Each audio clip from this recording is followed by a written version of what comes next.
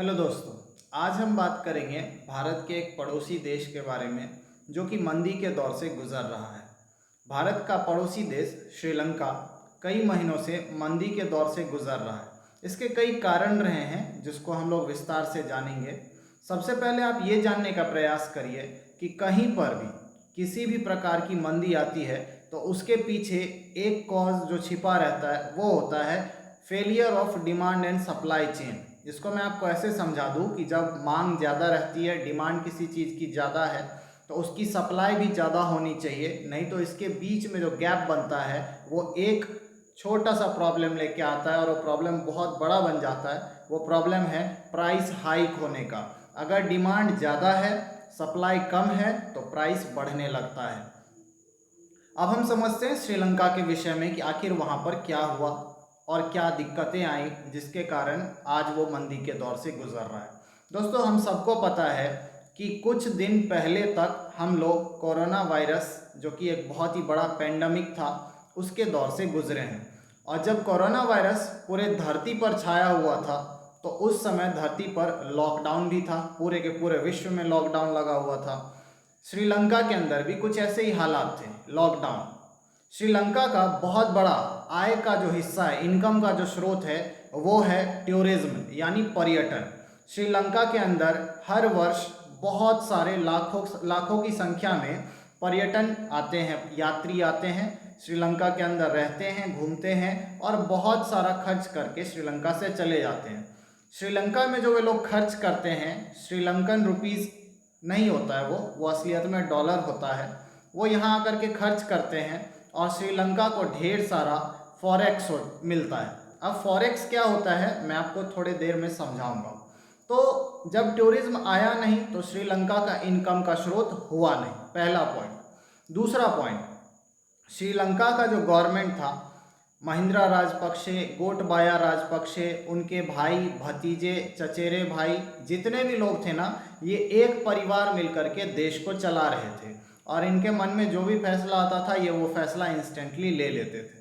हुआ ये कि इन लोगों ने अचानक से एक फैसला लिया कि अब हम अपने देश में ना नेचुरल खाद यूज़ करेंगे, यानी प्राकृतिक खाद यूज़ करते हुए जैविक खेती करेंगे, जिससे कि जो हमारी मिट्टी है उसको किसी भी प्रकार का नुकसान ना हो। अचानक से इन्होंने जो केमिकल वाला खाद इस्तेमाल किया जाता था जिसे हम लोग आजकल कहते हैं पोटाश, और उसके बाद बहुत सारे अलग अलग प्रकार का यूरिया वगैरह, इन्होंने कहा कि हम ये सब इस्तेमाल नहीं करेंगे।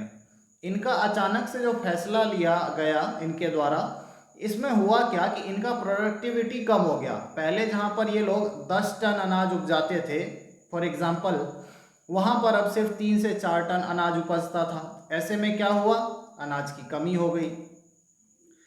तीसरा कारण मैं आपको बताता हूँ, ये शायद टी का भी बिजनेस करते हैं, टी बेचते हैं, शायद इनका टी का भी बिजनेस उतना अच्छा चला नहीं। लेकिन मुख्य दो कारण था कि पर्यटन नहीं आया जिससे कि फॉरेक्स नहीं आया इनके पास, उसके बाद इन्होंने जैविक खेती का आइडिया अपना लिया अचानक से, वो भी पूरा का पूरा देश में, यानी कि एक छोटे हिस्से पर अपना है, पूरा का पूरा देश में ही जैविक खेती शुरू। ऐसे में इनका क्या हुआ, दोनों ही तरफ से लॉस, ना पैसा आया ना अनाज उपजा। ठीक है, यहाँ तक। आगे हुआ क्या, चलिए मैं आपको पहले फॉरेक्स के विषय में बताता हूँ। देखिए, जिस प्रकार आप इंडिया के अंदर हैं तो इंडिया के अंदर इंडिया के किसी भी कोने में इंडियन करेंसी लेकर के जाइएगा, उसको इस्तेमाल करिएगा तो वो ईजिली एक्सेप्टेबल है। फॉरेक्स वो करेंसी होता है जो कि हर देश के पास होना चाहिए, फॉरेक्स रिजर्व के नाम से, जिससे कि वो अपने देश के अंदर इंपोर्ट कर सके दूसरे देशों से, बाहर देशों से, विदेशों से आपको सामान खरीदने के लिए, एक देश को दूसरे देश से सामान खरीदने के लिए फॉरेक्स यानी एक ऐसी करेंसी जो कि इंटरनेशनली एक्सेप्टेबल है वो देनी होती है।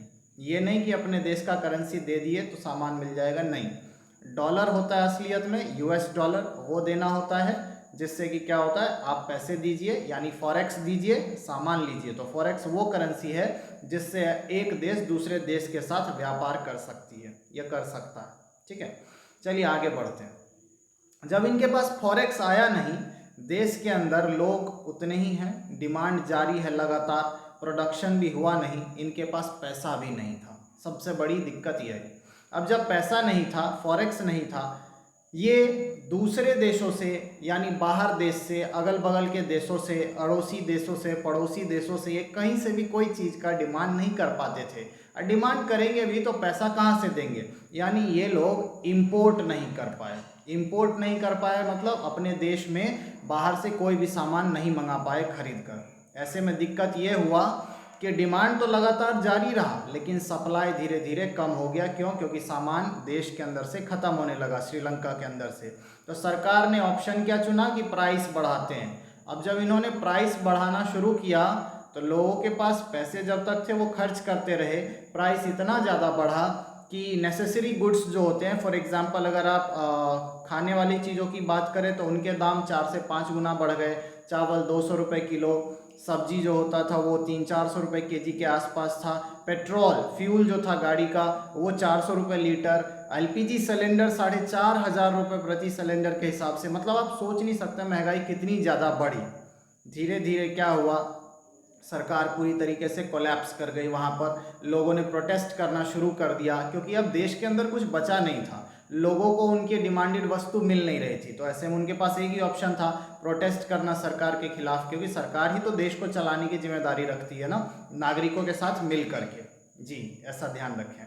तो ऐसे में हुआ क्या कि कई सारे देश आगे आए, उन्होंने मदद का हाथ बढ़ाया, मदद किया भी। इंडिया ने भी मदद किया, 500 बिलियन यूएस डॉलर दिया, लेकिन उससे बात नहीं बनी। उसके बाद एक इंटरनेशनल मॉनेटरी फंड नाम से ऑर्गेनाइजेशन है, वो भी आगे आई हेल्प करने के लिए। लेकिन उसका एक शर्त था कि पैसे तो हम दे देंगे लेकिन खर्च आपको हमारे हिसाब से करना पड़ेगा।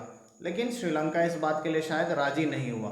तो अभी वहाँ पर हालात ऐसे हैं कि काफ़ी ज़्यादा क्राइसिस का सिचुएशन फैला हुआ है। धीरे धीरे सुधर रहा है, ठीक है। और आज सुबह की न्यूज़ है, ये पता चला, बहुत अच्छी बात है कि इंडिया जो है श्रीलंका का सबसे बड़ा सपोर्टर है, सपोर्टर बन चुका है फाइनेंशियल मामले में। मतलब सबसे ज़्यादा पैसों की जो मदद की है वो इंडिया ने किया है श्रीलंका को, चाइना से भी ज़्यादा, ठीक है।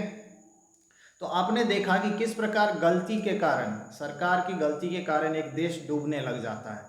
तो आपने समझा इस वीडियो में कि क्या गलतियां हुई, आपने समझा कि फॉरेक्स क्या होता है, ठीक है। तो उम्मीद करता हूं आपको ये वीडियो पसंद आया होगा। इकोनॉमिक वीडियो है ये, इकोनॉमिक पर्पस से मैंने बनाया है कि आप समझें कि देश कैसे चलता है, देश की हालत कैसे स्टेबल रह सकते हैं, ठीक है। तो उम्मीद करता हूँ वीडियो आपको पसंद आया होगा। अगर वीडियो पसंद आया है तो आप वीडियो को लाइक करें, शेयर करें एंड चैनल को सब्सक्राइब करें। हंसते रहें, मुस्कुराते रहें और नेक्स्ट वीडियो का इंतज़ार करें। तब तक के लिए बाय बाय।